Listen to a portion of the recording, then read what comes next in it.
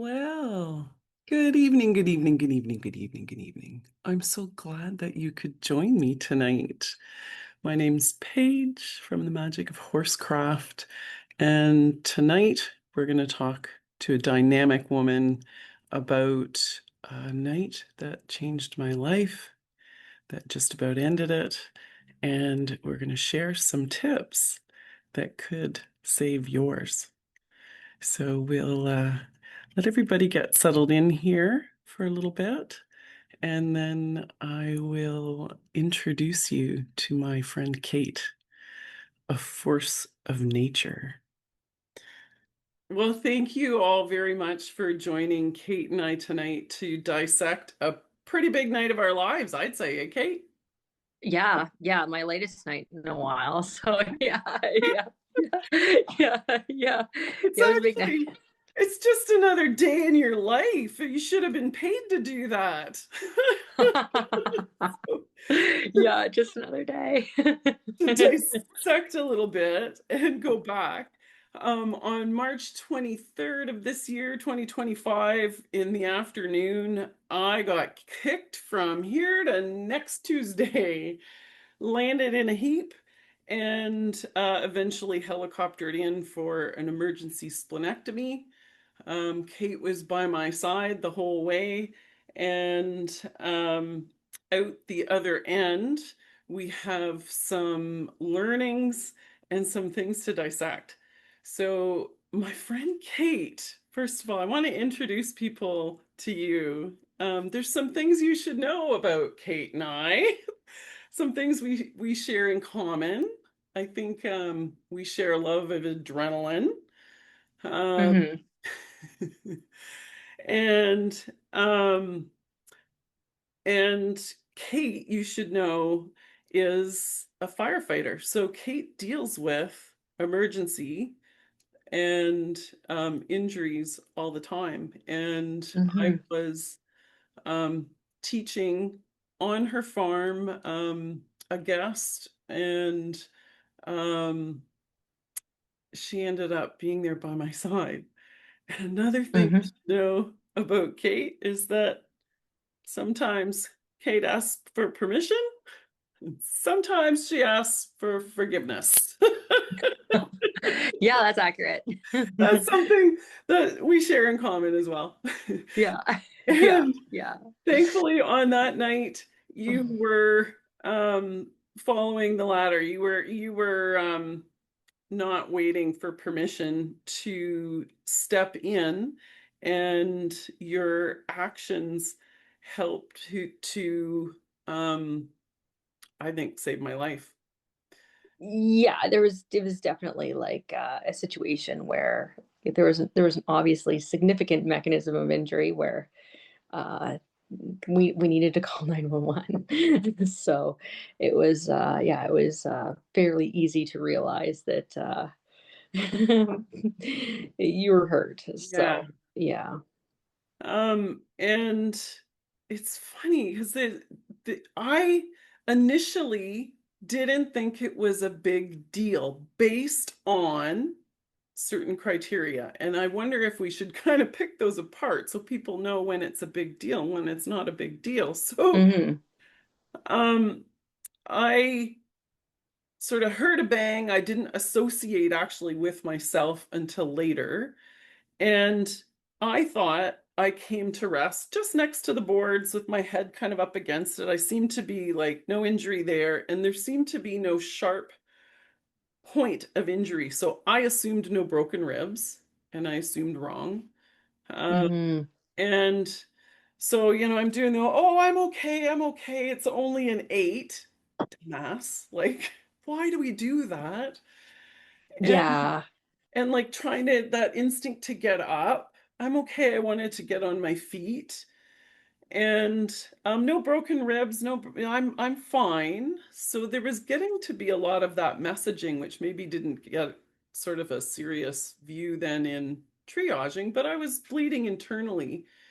And if I'd done something stupid, like I, I wanted to was just like climb on Kate's couch and take some medicine and go to sleep, I probably wouldn't have woken up. Hmm. Um, Yeah, no, for sure.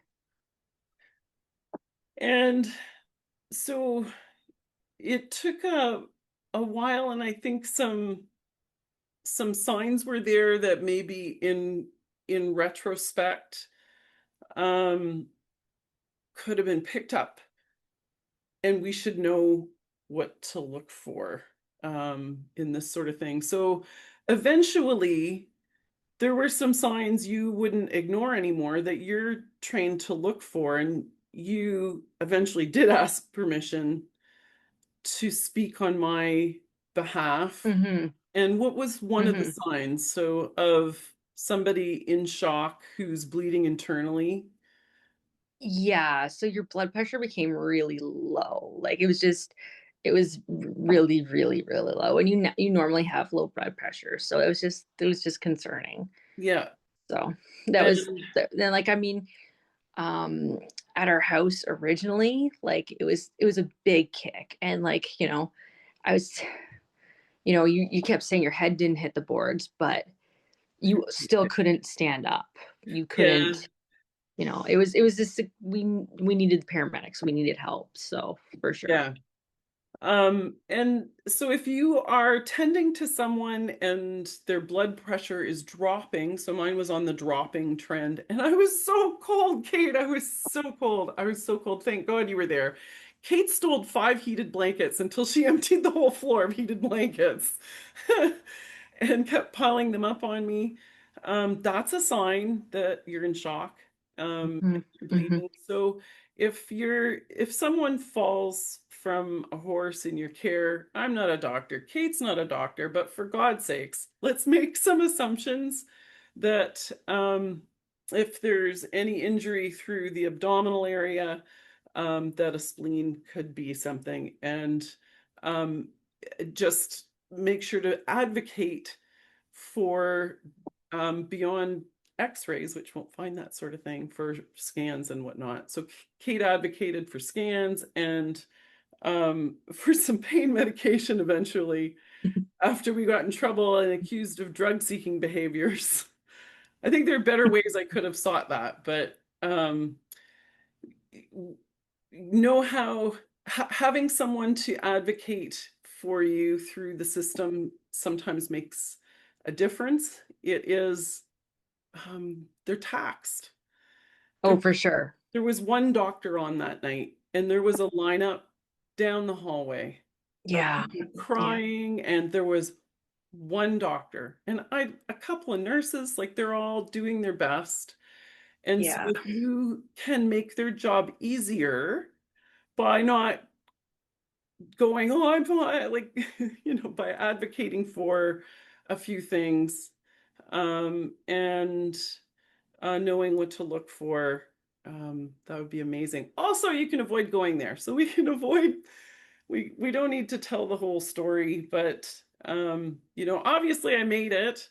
Um, and there's a silver lining in it. So, a couple of days into recovering from the surgery, they started to talk to me about the scans they took, and they never would have done those scans unless I'd had this injury.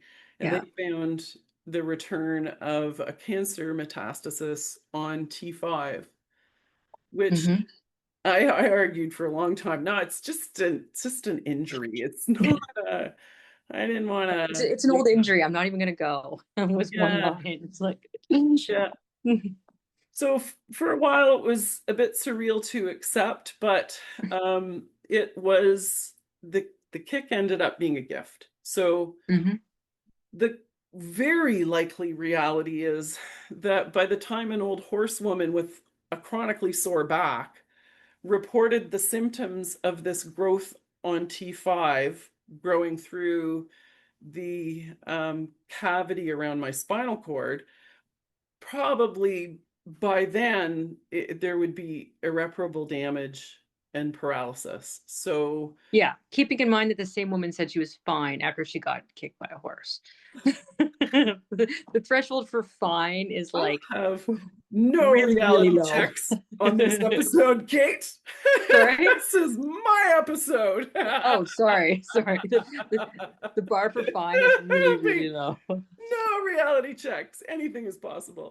Oh, sorry. Okay, go on.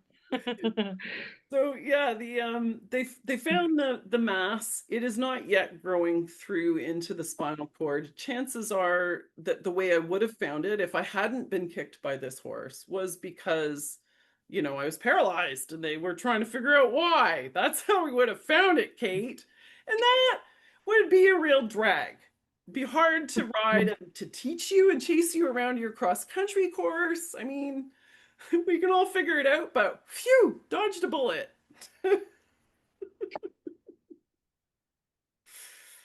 That's how I'm looking at it. And so I think Kate is also an expert at finding a situation. And after a moment of, oh, fuck me, because there was a moment of, oh, that's not really good news, right? And going, well, what do you always say? Where do you want to live? Yeah. Yeah. I want to live in the solution, not the problem. Yeah. Boom. Yeah. Yeah. Yeah. And that's the thing is like there's a solution. We have a and I'm just going to share my perspective because like if like I was thinking when you were thinking you didn't have cancer, I was thinking we were going to get way worse news. So you're going in there and you're like super bummed because it's actually cancer, and I'm like, actually, this is a fantastic prognosis. We can fix this easily. This is great.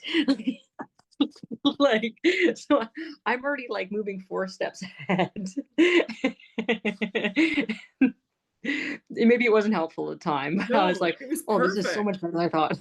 Yeah, you totally buoyed me. So to fill in people who don't know, I went home with this news ringing in my ears that they were putting me back in the oncology department after I had fired my previous oncologist. Um, and I was like, well, that's just ridiculous. They're barking up the wrong tree. And then I came back to heal at Kate's place because, amongst other things, my mom is healing from stage 3 lung cancer. So this is a time when all the skills are getting really well tested. So I came Mhm. to stay with Kate and Mireille, who were both present during the accident, which we'll unpack a little bit later, and who are tremendously good horse people and friends. And they were there for the news and buoyed me through it. And there is really no one you would rather have by your side than that pair. And yeah, and then they were like, well, so you want to go to the farm and teach us on some horses or what? Yeah. Yeah, I'll try. And it's interesting because people don't know how to meet you in the grocery store anymore when you have big stuff, right? And there's other versions of big stuff, other people's story. Mhm. And Kate's kind of like, well, so what can you do?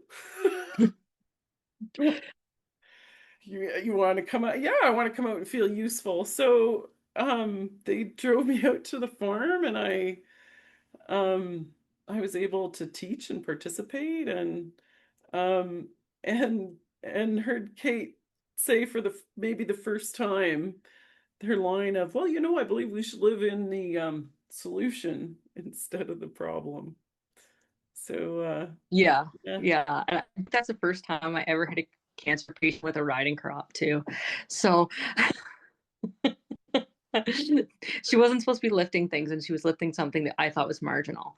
So it I was stayed like, I was very ginger with my body. Believe me, I had every incentive in the world not to engage those stomach muscles. yeah. And as long as I didn't, it was actually more comfortable to be on my feet than lying down was Yeah. terrible. It was a horrible option.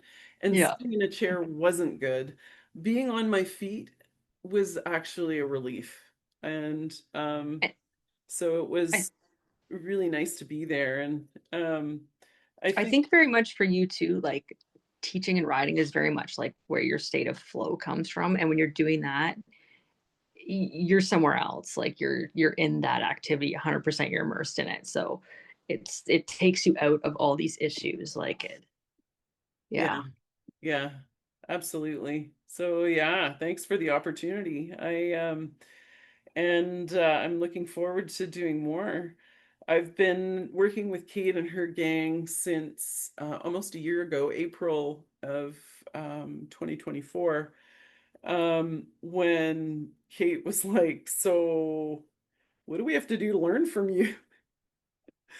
And I was like, "Well, ideally, um, everybody takes the whole 9 yards, all the 9 modules, and then I'll come and do a clinic." And she got not 8 very diverse people, from a Grand Prix dressage rider to a woman who breeds horses for driving, in a skirt in her uniform that she wore as a Mennonite, to a woman with a broken back, and someone who was scared, who had fallen. And we all came together, and I was like, "I know you guys want me to teach you how to ride,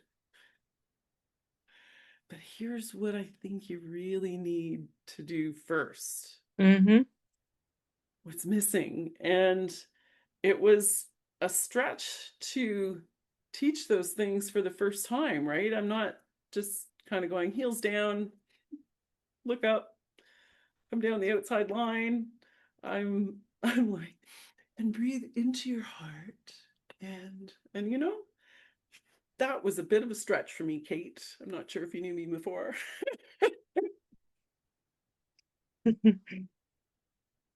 But you did it. You I did think it it. might have been a bit of a stretch for you before too. Oh So God, yeah. Yeah, yeah, yeah. I'm curious, as a firefighter and someone who loves adrenaline, and how heart math and some of those things helped you.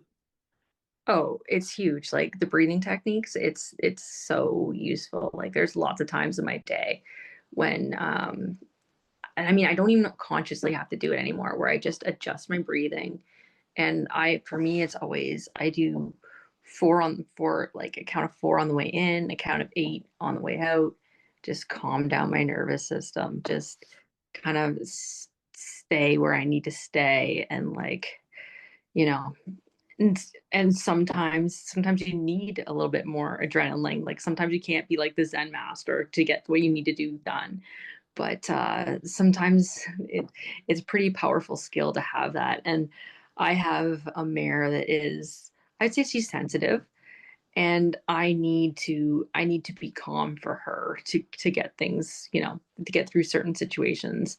And but then I also can use the same skills to kind of speed up my nervous system, like when it's time to do that too. So it's like I can start to turn the wheel over and get things going. So it's kind of opened the door for a lot of things with that. And not just that, but like kind of the boundary setting exercises we did, those have been huge for me. And always having like an extension of my arm. And it's made a, like, this is a horse I couldn't catch a year ago. Like I could not catch her. Like it would take me forever to catch her. And now it's like she's at the gate saying, "Hey, what are we going to do today?" Like, what's next? What's next?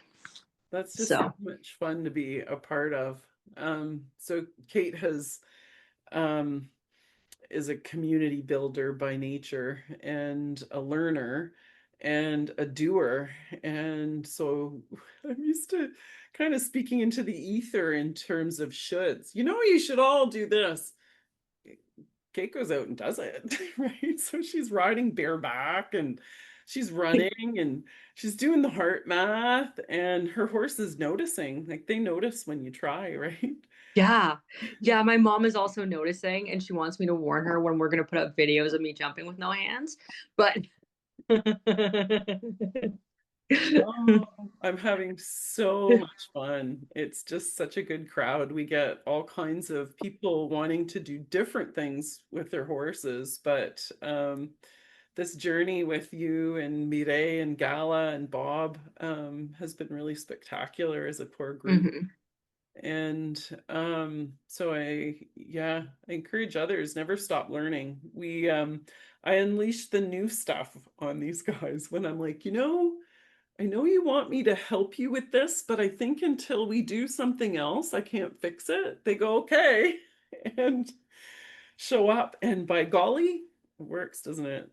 It does. Yeah. Yeah, yeah. So we've learned about our nervous systems partly because some of the intellectual stuff is important. At least for me, it was for buy-in. And Hmm. then there's some practice of it and some embodiment skills. And my nervous system state, unless I'm teaching or absorbed in something, sort of creatively tends to run towards the red. And so, on that day, it was running in and out of the red. So people everybody wants to know what happened. And I think the first thing that is fair to say that any horse would have done it in the same situation. Hmm. Um, Hmm. and that there was only one person at fault that day, and that was all all over me. Like that's kind of the first thing I wanted to own as I'm lying there on the ground. I'm like, oh, really? Again? Oh, I should have. Oh, I'm okay. I'm okay. Like, damn, I should have seen that coming. So, the owner is a beautiful, busy human who rides seasonally and has a high octane, amazing horse like a Ferrari, and um, is close to my age. And so it gets harder to come out in the springtime.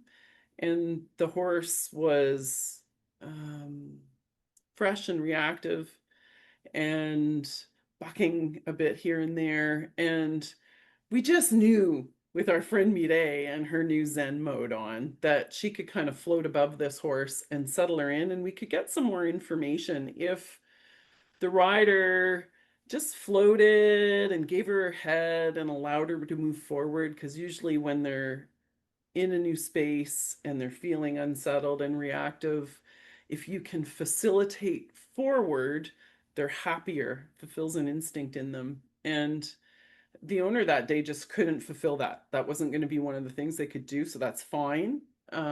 So Mireille could, and she sort of floated over the horse, and the horse settled, but not entirely. And she got off, and we are deciding what to do. So she's standing sort of close to center line, holding the horse, who's probably thinking she's in trouble. Like I think the horse is probably like, "Oh, I didn't buck her off. I swear to God, she dismounted." Like if we could recreate what was probably going on in the poor horse's head.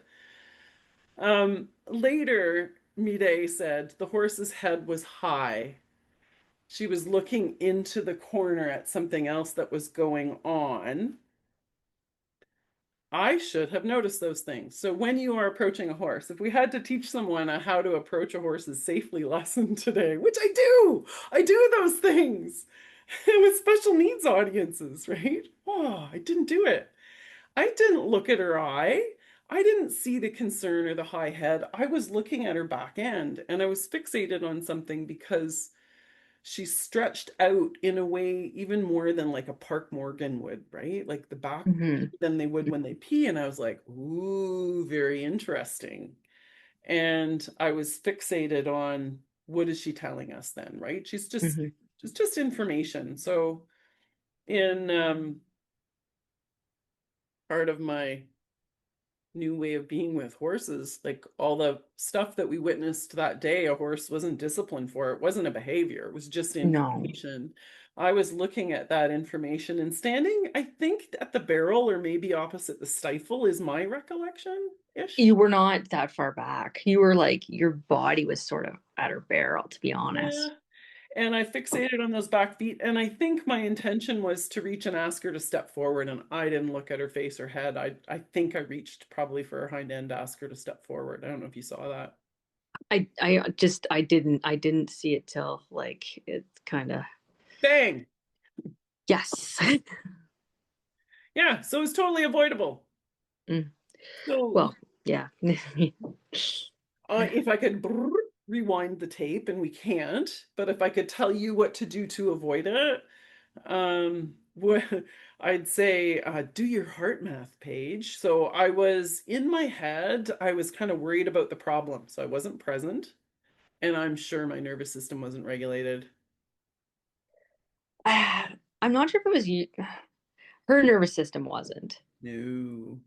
So that was definitely a piece of the puzzle. Like she was not. And I think it's also like, you know, you're talking about like the stuff you get beginners to do. I read a study on pilots years ago, and they said like pilots are most likely to have an accident when they get to 1,200 hours of flight time. And that's not an insignificant amount, right? Like accidents don't usually happen when you're like super keen and careful and you don't have that same level of comfort, right? It's like when you get to like the mastery level that like stuff goes sideways, right? Because it's like you're in there, you're just you. Well, I don't know. I'll take that one to the bank, I guess, because I was really hard on myself about this. I was like, I should have. I was like really embarrassed thinking that, the horse whisperers of the world all would have avoided it. So if I could have avoided it, I would have watched her step out behind, looked at her eye, and started at the front end with my hand on her, feeling her body and settling her as I worked my way around, and known that she was aware of my presence.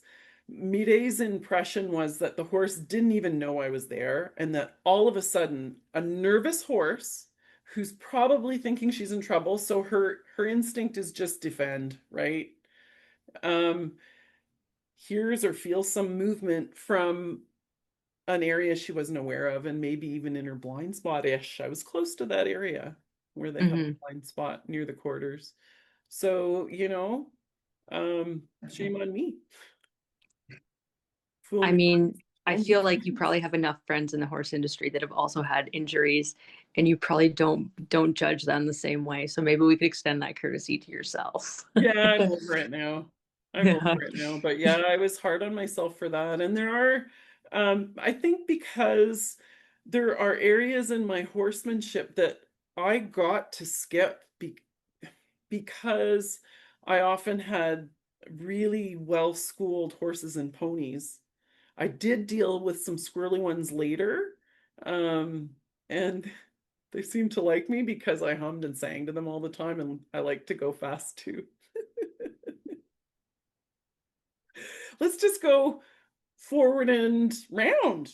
We'll negotiate forward, and how about this direction? Forward, and how about up the hill? Forward on the circle. Can you go forward on this small circle? That's the key, eh, Kate? Yeah, absolutely. Forward and And forward be and. like a Zen breeze, be the regulated breeze. So I think we can maybe say to people out there, if they struggle to kind of be smooth or present, that there are things they can do. Gets better. Oh gosh, yeah, there's so much you can do. Like, yeah, yeah, yeah. Yeah. I think you've been, in general, in your life as well, with horses and without, a witness of change and resilience. Oh yeah. Oh Yeah. yeah. It really anything is possible, honestly. Yeah. So yeah. Anything else you want to share about either horses or that day, or some crossover into resilience in life? I'm trying, I can't think of anything offhand. I didn't prepare well for my interview. Um I just Performing always yeah, on par. I just feel like it's just one of those things that happens, right? And Yeah. like we need to, and like actually I was talking to Claudia earlier today. She might kill me for mentioning her story, and that's she won't kill me. But it it was so positive how she said, like, I've used this to tell my grandchildren that, we're careful about this sort of thing, and it's just things we watch for. And that's the positive thing, is like we've all done stuff that, like, I've got kicked by horses. I've got kicked by my own horses. And when I unpack it, it's one of the situations where a rabbit ran on in front of my horse. She spooked really badly, and my saddle slipped, and then I got up for her to fix the saddle, and I touched her and she spun and kicked me. And she was yeah, I didn't use the care I should have in that situation, you know. And I think that sometimes you need to take into consideration where their nervous system is at. And like, I'm speaking for myself, not for anybody else, but like, I need to take into their consideration where their nervous system is at, and just sometimes like back off, give it a second. As long as everything's safe, like just give it a second, and like, you know, just get some of that adrenaline down a little bit. So yeah, it's yeah. I feel like if any of us have been in horses long enough, we've made some mistakes. We've learned. So, but Yeah. I'm just so glad that there was such a silver lining for you in terms of, I guess, in finding the cancer, having it being exceptionally treatable, and being able to move forward with new perspective and skills. Yeah. And I think that is the broader lesson all in all. So from this whole thing, I think that I'm taking it as a permission slip and some reminders. So um, looking at it as just something that is. Mhm. I could get really emotional about it and I could feel like a victim. And sometimes I do. I think we all have moments, Mhm. but that's not as fun a place to live No. from experience. And so with practice, I think we can get to a point where we can hack into our nervous system when shit gets sideways. And at some point in life, I mean, I don't want to have to keep looking for the shitstorms. My friend Jackie rightly questioned my defining myself by being resilient. Maybe I could quit doing that. I don't want to keep testing it. Good point. Yeah, like maybe you could have fun not in a shitstorm. How about that? Maybe.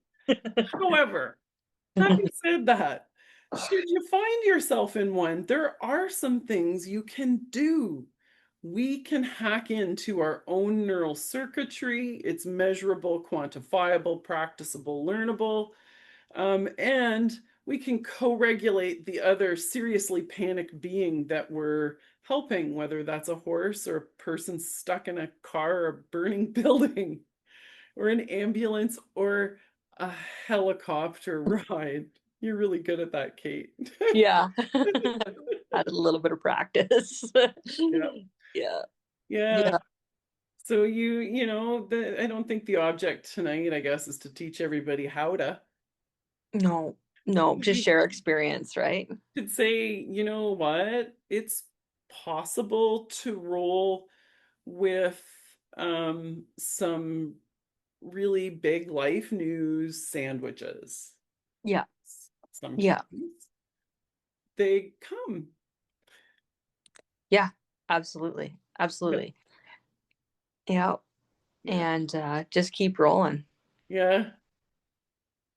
So for anybody in the video audience, they might wonder about the swanky outfit. Anybody on podcast won't know, but I'm in the middle of radiation treatment. So doing two stereotactic radiation treatments on T5 to shock the little blighter into submission and have it cease to be a threat. My doctor said would neutralize the threat. I liked that language. Okay, we could do that. Absolutely. And so when I was here 5 years ago and really alone to reach out to the world, I did fashion shows from the radiation change room, largely inspired by the deathly pallor I saw in the mirror. It needed a pick me up. And so I'm revisiting that on this round, but this one's way easier. So I just have to do these two treatments and um and we'll be pretty much back to life again and to a clinic at Kate's place.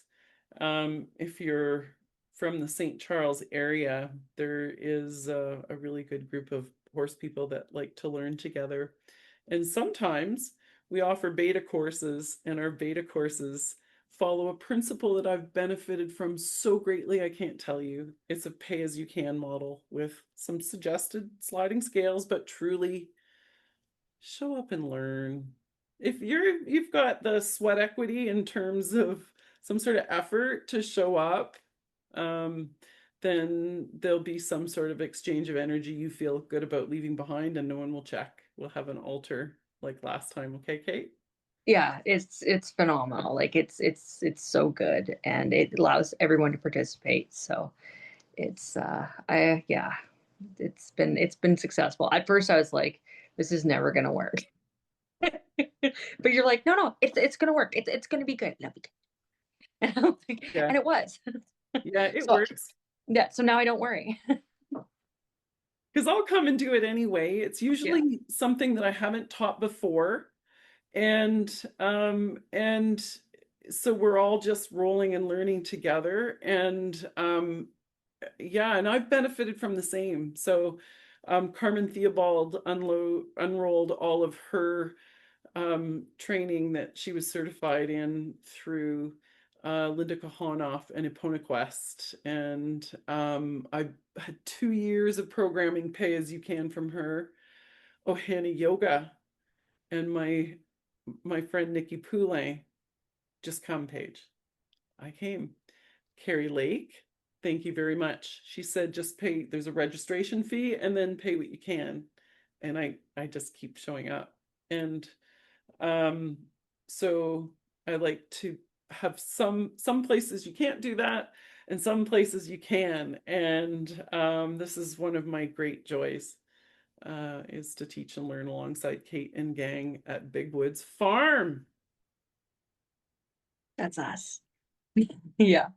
Yeah, we're looking forward to it. So it's we're gonna go outside and do some riding out in the fields and overtrain this clinic. And it's gonna be really good to kind of be able to help riders. I'm talking like I'm Paige, but to be able to help riders of all disciplines and see the progress. And that's one thing I will say is at the end of these clinics, everybody is always just like so excited and so motivated and has skills to take home. And to take home and work on no matter what where your horse is, like even if your horse is in your backyard, like these are skills you can do, especially if your horse is in your backyard. These are skills you can take with you and practice pretty well anywhere. Yeah. So the theme is make the most of your assets. So, what you've got in your backyard, how can you train your horse? So, we are going to explore what we have in Kate's backyard, and we're going to keep Mm-hmm. expanding that as we play. And you'll look at how I learned to use Northern Ontario terrain and bad footing, and hills, and ditches, and banks, and roadsides, and grassy verges, and trees to train horses. And I would essentially apply my dream aid, give them a heads up there was some sort of change, and then use the terrain to my advantage or some poles or some exercise there to my advantage so that next time when we came around and repeated, or eventually when you come around and repeat and you say, you should pay attention here, they do. Right? You can set up poles in the arena, we can set up stuff outside, we can learn how to ride up and down hills, we can learn all kinds of fun stuff. So that's the intention for the weekend. So May 31st, Yeah. or that's yeah, it's that May 30th, 31st, June 1st. Yeah. Looking forward to it. So thanks Awesome. very much for coming out tonight, Kate. I appreciate Thank you for you. having me. And thanks for I think you probably saved my life. Thanks for that too. There was like no, like there was a lot of other people. The surgeon saved your life. The flight med, Yeah, like, my mom likes to say that a lot though, and oh, yeah, it feels awkward though, eh? But thanks for being there. You were pretty fun on the helicopter. yes, it was really a time for my dark humor to shine. I And was medicated and I could laugh with less punishment. It was pretty cool. yeah, I've never yeah. heard so many spleen jokes. Yes. Well, I've never had the opportunity to really unleash them like I did that night. So, yeah, I probably won't. I hope I don't again. I hope so too. Thanks, everyone. Hey, you're still here. Thanks so much for listening. What you think and feel matters. If this resonated with you, please like and share. It truly makes a difference. I encourage you to engage with the content on my Substack account and my socials, all at The Magic of Horsecraft, where you can join the discussion and shape the future shows. Tell me what you want to hear more of or less of, and we'll evolve together as we grow a community of like-minded souls here for the good of the horse. If you're an adult amateur horse lover looking for confidence and clarity in your role of equine steward, check out my course, From Amateur to Magician, Making Magic with Horses, at themagicofhorsecraft.com. Until then, I'm here to remind you of a couple things. One, underneath it all, we all want the same things: to be heard, understood, and accepted for who we are. And two, anything is possible. Take a chance.